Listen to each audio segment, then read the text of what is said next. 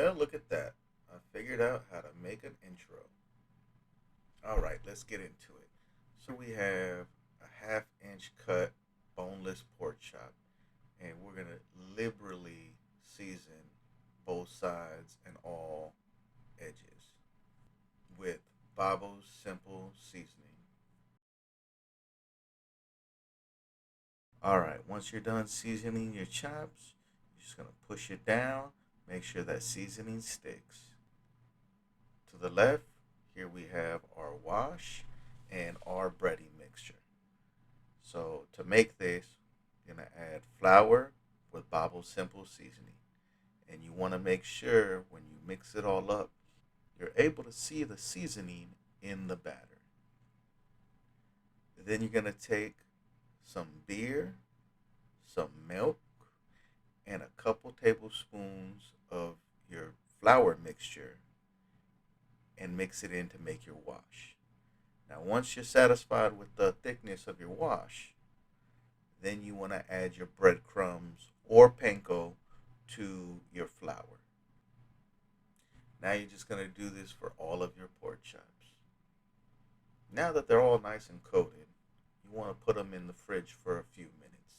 Not too long, just a couple minutes so that batter will really stick to that meat. Let's move on to the mashed potatoes. I personally like to use a combination of red and gold potatoes when I'm making my mashed potatoes. I like to leave a little bit of the skin on the potato, not too much, maybe about a little less than half. Now you're just going to do this for all of your potatoes. A quick little tip, I like to use the vegetable bags that you get from the store as little countertop trash bags. Throw all the peelings in there and then bag it up, toss it in the trash once you're done. Now that everything's nice and peeled, you just want to add a little bit of salt and put it to boil.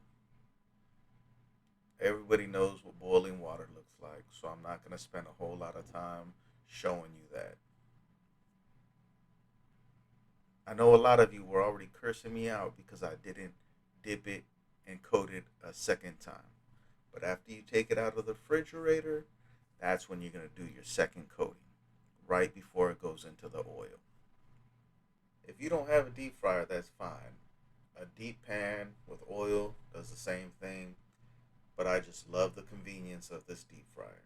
You want your oil to be about 350, and you're going to cook these for about 10 minutes. Of course, always use a thermometer to make sure your meat isn't undercooked. Now you're just going to take them out and let them rest. I already went ahead and coated the other two pork chops off camera, but now they're going in. The beauty of using a deep fryer versus a skillet or a deep pan is you don't have to flip them while you're cooking them. Just throw them in there and the whole thing cooks all at once. All right, they have rested for a few minutes. Now we're going to cut into one.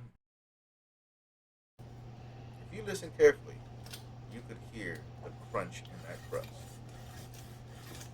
Because of how thick they are, it's still nice and juicy.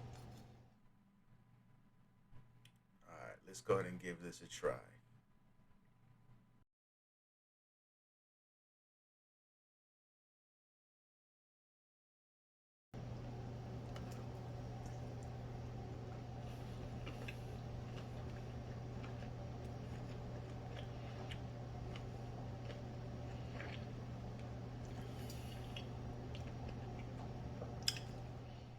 Let's check the potatoes to make sure they're as soft as we want them.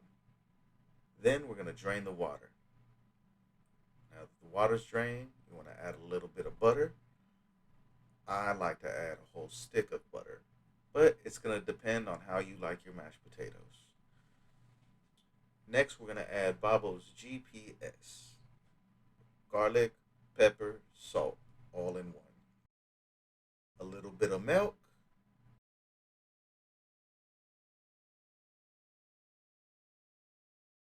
and now we smash. Once you get that all smashed up, go ahead and add a little bit of sour cream. I would have added a little bit more, but a little bit was all I had. Now give it another good mix. Once that's done, you want to top it off with some cheese. Whatever your preferred cheese is what you go with. You never have too much cheese though. Now, when it comes to mashed potatoes, you could almost add just about anything and it could still come out good. Okay, now that we've added our cheese, we're just gonna pop it in the oven for just a few minutes so the cheese can melt. Once the cheese is nice and melted, you're gonna give it another stir. Unfortunately, I didn't record me pulling it out of the oven and seeing the cheese all melted, but I'm sure you guys know what melted cheese looks like. I have heard of people adding really crazy things to their mashed potatoes. So go ahead, put in the comments what's the craziest thing that you've heard of somebody putting in their mashed potatoes.